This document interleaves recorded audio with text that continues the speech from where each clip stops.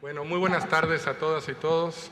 Es verdaderamente un privilegio participar en esta ocasión en las 24ª Jornadas Iberoamericanas de Derecho Procesal. Muchas gracias a la, ahora podemos decir, anterior mesa directiva, especialmente al expresidente Ángel Andoni Sosa, que quiero hacer un público reconocimiento por su labor. Y bueno, también felicitar a Eduardo Oteiza y a la nueva mesa directiva, que podemos decir que es una presidencia compartida, ayer así lo dijo. Y por supuesto, agradecer al comité organizador, a Rubén Elías Rodríguez, a todos los miembros del Instituto Colombo Panameño. Voy a dividir, por lo tanto, mi exposición en estos dos grandes temas que hoy nos convocan en esta mesa: las medidas provisionales de la Corte Interamericana. Algo hablaré de las medidas cautelares, que así es el nombre que se le da en la Comisión Interamericana: medidas provisionales Corte, medidas cautelares Comisión Interamericana. Y, en segundo término, a la efectividad de las sentencias de la Corte Interamericana. Las sentencias no las dicta la Comisión, las sentencias se dictan por la Corte Interamericana. Entonces, esos van a ser los dos temas en esta ponencia, pues ya no es telegráfica, ahora es Twitter, en esta ponencia Twitter. Pero antes quisiera hacer en un marco referencial dos cuestiones que creo indispensables. La primera, hace ya casi 20 años tuve el privilegio de asistir era el 10º Congreso Mundial de Derecho Procesal en Taormina, Italia. Fueron en septiembre de 1995. Yo estaba estudiando en España y gracias a un gran ausente del día de hoy, al doctor Cipriano Gómez Lara, a quien muchos de los mexicanos le debemos nuestra afición y nuestra vocación al derecho procesal. Y ojo, para los que están ingresando ahora al Instituto Iberoamericano, esto se convierte en una obsesión. Cada 2 años venimos, cada 4 años tratamos de ir a los congresos mundiales. Pero ahí lo comento porque se trató el tema en ese Congreso Mundial en Taormina sobre la internacionalización del derecho procesal, y el ponente general fue mi querido maestro de varios de los que estamos aquí, don Héctor Fix-Zamudio. Este año cumple 90 años y además me pidió que externara un caluroso saludo a todos los miembros del instituto. Él sigue produciendo, se encuentra muy bien de salud, aunque por razones de edad no puede ya viajar, pero sigue escribiendo. Y en esa ocasión, ahí está la ponencia escrita, dice don Héctor Fix-Zamudio que los procesalistas se han interesado muy poco por el derecho, por una nueva rama del derecho procesal, que es el derecho procesal internacional. A 20 años de distancia, creo que sigue muy ausente el procesalismo en esta área. Aquí hay muchísimos que escriben, por supuesto, y han escrito sobre temas de la Corte Interamericana, etcétera, y por eso celebro que en estas jornadas se meta el tema. Y aquí le voy a tomar la palabra a Eduardo Oteiza, que ayer decía, no vamos a repetirnos, hay que innovar. Pues yo creo que hay que innovar y es una responsabilidad del instituto ir a la vanguardia en el tema del derecho procesal internacional, como también, por ejemplo, del derecho procesal constitucional, que ya es una realidad en muchos países de nuestra región y que muchas veces se confunde con el derecho constitucional procesal. Igual en el derecho procesal internacional, ¿cuál es la línea que marca la diferencia con el derecho internacional de los derechos humanos, o con una nueva disciplina que se está formando, que es el derecho de los derechos humanos? Lo dejo como una inquietud y una propuesta. Y la segunda cuestión también que quiero mencionar, ¿qué entendemos por sistema interamericano? El sistema interamericano de derechos humanos en realidad tiene diversas intensidades. Hace un momento el señor magistrado y profesor Abel Zamorano, hacía referencia a que la primera sentencia de un caso contencioso lo dictó la Corte Interamericana hace un cuarto de siglo. No tenemos mucho, podríamos decir que la Corte Interamericana es un tribunal joven, no podríamos decir un niño, pero sí joven, ya lleva más de 25 años desde el emblemático caso Velázquez Rodríguez de 1988, aunque en 87 se dictaron las primeras medidas provisionales. Entonces ya tenemos una referencia histórica, llevamos 26 años de una actividad jurisdiccional, teniendo en cuenta que las medidas provisionales están dentro de la jurisdicción de la Corte Interamericana. De tal suerte que hay que entender al sistema interamericano a través, me atrevo a verlo de esta manera, a través de 4 grados de intensidad. Hay un grupo de países, son 10, que no han suscrito la Convención Americana ni han, obviamente, reconocido la jurisdicción de la Corte Interamericana. Estados Unidos, Canadá y la mayoría de los países caribeños anglófonos. Un segundo grado de intensidad son aquellos países que han suscrito la Convención, pero que no han reconocido la competencia jurisdiccional de la Corte Interamericana de Derechos Humanos. Aquí tenemos 3 países. Grenada, no Granada, España, Grenada es un país caribeño, Grenada, Dominica y Jamaica. Tenemos un tercer nivel de intensidad, que son aquellos países que han suscrito la Convención, pero que han reconocido la jurisdicción de la Corte, pero han denunciado la Convención. Aquí tenemos 2 países, Trinidad y Tobago en 1998, entró en vigor la denuncia en 99, y Venezuela en el año 2012 entró en vigor esta denuncia, siempre es al año siguiente entra en vigor, en septiembre del 2013. Aquí hay que aclarar que el artículo 78.2 de la Convención Americana establece una cláusula que podríamos denominarla de progresividad jurisdiccional. Una vez que un país suscribe la Convención y reconoce la competencia jurisdiccional de la Corte Interamericana, la Corte Interamericana sigue teniendo competencia a pesar de la denuncia con respecto a aquellos actos presuntamente violatorios de la Convención que se hayan dado durante la vigencia de la Convención. Por ejemplo, los famosos casos de Trinidad y Tobago de 2004-2005, si no mal recuerdo, son sentencias de la Corte Interamericana que se dieron años después de la denuncia de Trinidad y Tobago.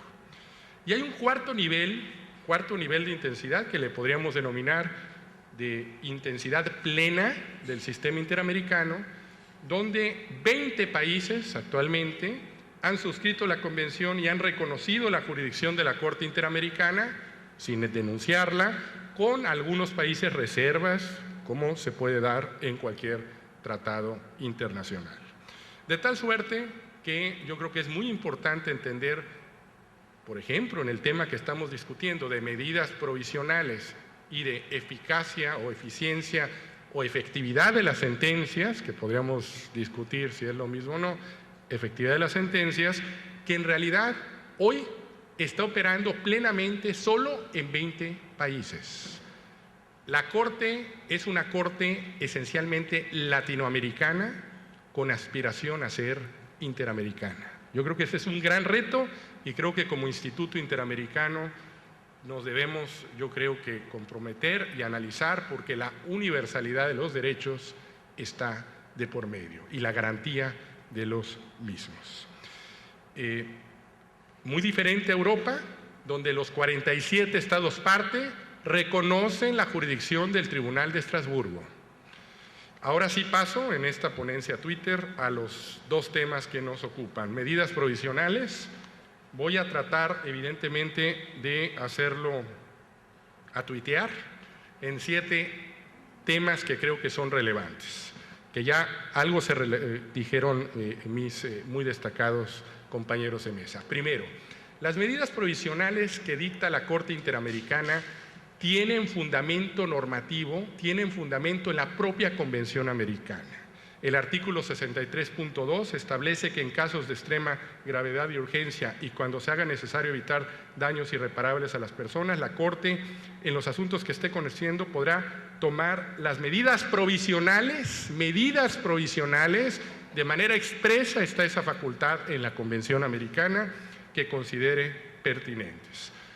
Por el hecho de que esté en la Convención Americana, nadie ha discutido hasta el día de hoy, nadie, ni los estados, la calidad de medidas vinculantes cuando se trata de medidas provisionales. Las medidas cautelares las dicta la Comisión, que por cierto, conforme al nuevo reglamento de la Comisión, que entró en vigor hace unos meses, señala el artículo 25.1 del reglamento de la Comisión, que tienen su fundamento en los artículos 106 de la Carta de la OEA, 41.b de la Convención Americana, 18.b del Estatuto de la Comisión y del artículo 13 de la Convención Interamericana sobre Desaparición Forzada de Personas. Es decir, no estoy dando opinión, simple y sencillamente estoy diciendo que la Comisión Interamericana en su nuevo reglamento dice que a pesar de que no está expresamente en la Convención, implícitamente se encuentra en una serie de tratados internacionales que acabo de mencionar. Segundo, ¿cuál es la naturaleza de estas medidas? La Corte Interamericana ha entendido que estas medidas tienen un doble carácter. Por un lado, poseen un carácter cautelar tradicional que tiene por objeto asegurar la integridad y la efectividad de la decisión de fondo, pero por otro lado tienen un carácter tutelar, puesto que busca la preservación efectiva de los derechos fundamentales en riesgo para evitar daños irreparables a las personas. Este último aspecto ha llevado a la Corte en sus medidas provisionales, si ustedes entran a cualquiera de sus medidas provisionales de los últimos tiempos, van a ver que menciona que es una auténtica, así lo dice en sus resoluciones, garantía jurisdiccional de carácter preventivo. Pero habla de garantía jurisdiccional de carácter preventivo. Esto me recuerda, por supuesto, al luminoso estudio de Calamandrei de 1936, que todos hemos leído, y que él hablaba de que las medidas son la garantía de la garantía al proceso. Obvio que aquí estamos hablando de una auténtica garantía que pueden existir medidas provisionales sin proceso.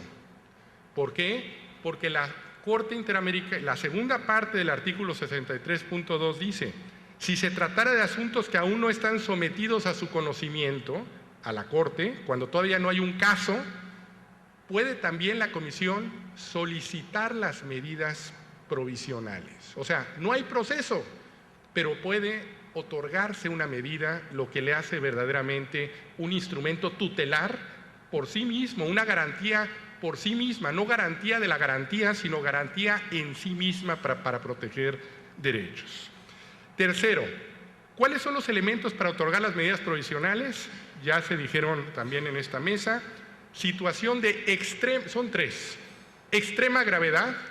Las medidas cautelares que dicta la Comisión solamente hablan de gravedad. Las medidas provisionales que dicta la Corte, extrema gravedad. Segundo, urgencia. Y tercero, necesidad de evitar daños irreparables a las personas. Ya no me da tiempo de abordar más. Cuarto, ¿cuáles son los derechos protegidos por las medidas provisionales? En una primera etapa jurisprudencial, la Corte Interamericana solo otorgó medidas para proteger la vida y la integridad personal, ya sea psíquica, moral o física. Pero en los últimos tiempos ha ido ampliando el otorgamiento de estas medidas para proteger a los individuos frente a las más variadas situaciones, por ejemplo, en contra de expulsiones y deportaciones, desplazamientos forzados, protección a la salud, protección a los derechos políticos, a la propiedad comunitaria y a los recursos naturales, entre otros. Quinto, ¿cuál es el momento para solicitar las medidas provisionales? Este es todo un tema que los invito a que lo reflexionemos entre todos. Hay un gran debate. ¿Por qué? Porque el artículo 63.2 les decía que hay dos situaciones. Puede haber medidas provisionales cuando ya hay un caso ante la Corte, que por cierto, desde que llega un caso a la Corte y se dicta una sentencia, el promedio actualmente es de 18 meses, año y medio. Otra cosa es la etapa procedimental desde que se presenta la petición ante la Comisión y llega el caso hasta la Corte. Pero en la Corte Interamericana el promedio actualmente es de 18 meses. Bueno, ¿cuál es el momento procesal? Porque aquí hay medidas provisionales en la Corte Interamericana que ahí ya la pueden solicitar directamente los presuntos afectados. Y otra es, sin haber caso, la Comisión Interamericana, solamente la Comisión, no los presuntos afectados, pueden solicitar la medida ante la Corte. Hay dos polémicas actuales. La primera, ¿puede solicitar la Comisión Interamericana una medida provisional a la Corte sin que exista una relación con un asunto? O sea, sin haber una petición, ya no hablemos de un caso ante la Corte, una petición ante la Comisión Interamericana. Durante muchos años la Corte Interamericana en su jurisprudencia dijo no, que necesariamente debe estar vinculada a una petición que potencialmente pueda derivar en un caso ante la Corte Interamericana. Hoy la Corte Interamericana ha matizado su criterio y a partir de 2006, con don Sergio García Ramírez, que lo tenemos aquí, un gran juez interamericano que abrió muchos aspectos procesales dentro de la Corte, ahí están sus votos razonados, pero en el 2013, el año pasado, se estableció que en vista del carácter tutelar de las medidas provisionales, excepcionalmente es posible que se ordenen, aun cuando no exista propiamente un asunto ante la Comisión Interamericana. Otro aspecto de debate. La Comisión, antes de solicitar a la Corte que dicte medidas provisionales, ¿debe necesariamente agotar las medidas cautelares? Es decir, primero debe de emitir la Comisión medidas cautelares y una vez que un Estado no les hace caso, pueda solicitar a la Corte que dicte medidas provisionales. La línea jurisprudencial en este sentido, durante muchos años dijo la Corte Interamericana que necesariamente se debería primero que emitir medidas cautelares y luego medidas provisionales. El criterio actual de la Corte Interamericana es que el artículo 63.2 no exige como presupuesto para una orden de medidas provisionales que la Comisión hubiese dictado medidas cautelares anteriormente. Asunto de la Penitenciarías de Mendoza, Argentina, de julio de 2011. Sexto, duración de las medidas provisionales. La Corte Interamericana, obviamente, puede modificar, puede ampliar o puede levantar las medidas durante cualquier etapa del procedimiento, así dice la Convención. El debate actual. ¿Necesariamente deben de levantarse las medidas provisionales cuando se dicta sentencia de fondo? Uno de nuestros jueces, de nuestros colegas, Eduardo Biogrossi, considera que necesariamente cuando la Corte dicta una sentencia de fondo, se deben de levantar las medidas provisionales. La mayoría de los jueces considera lo contrario, atendiendo a la naturaleza tutelar, puede también o debe prolongar después de la sentencia e incluso nuevas medidas después de la sentencia de fondo. Beneficiarios, ya no voy a mencionar, pero a partir del 2012 se ha dado un vuelco para establecer las medidas provisionales colectivas, siempre y cuando puedan ser individualizadas las personas. En la actualidad, aproximadamente 16% de las medidas otorgadas por la Corte se refieren a asuntos con beneficiarios no individualizados. En conclusión, respecto a este primer tema, que ya estoy en mi último minuto, las medidas provisionales se han otorgado para beneficiar a 25,000 personas, a más de 25,000 personas. Se ha convertido las medidas provisionales, a diferencia de Europa o de la Corte Internacional de Justicia, como una auténtica garantía en sí misma. Bueno, en 30 segundos el otro delicado tema. Si el anterior era una ponencia, tema Twitter, este va a ser un tema Twitter. Y solamente pues mencionaré lo esencial. La Corte Interamericana hasta el día de hoy ha conocido de 172 casos. Evidentemente hay más de 270 resoluciones, porque hace más de 10 años, 10 años, la Corte lo que hacía es dictar una primera resolución de excepciones preliminares, luego una sentencia de fondo, luego una tercera resolución de reparaciones y costas, etc. Hoy, precisamente por economía procesal y para evitar dilación en los procesos, las ha juntado y excepcionalmente emite una decisión preliminar, excepciones preliminares, pero hoy en una sola sentencia se resuelven excepciones preliminares, fondos, reparaciones y costas, lo que ha permitido reducir considerablemente a 18 meses, ese es el promedio, desde que llega el caso a la Corte hasta que se dicta sentencia, y que por cierto desde 2005 también hay medios tecnológicos. En enero tuvimos el periodo de sesiones, el lunes iniciamos otro periodo de sesiones, sesiona 6 veces al año, de 2 o 3 semanas, son casi 4 meses en total, y se reciben pruebas en Colombia. Recibimos una pericial de Argentina en el último periodo de sesiones, donde los jueces le preguntábamos a través precisamente de los medios electrónicos. Hoy también se pueden seguir en vivo las audiencias a través de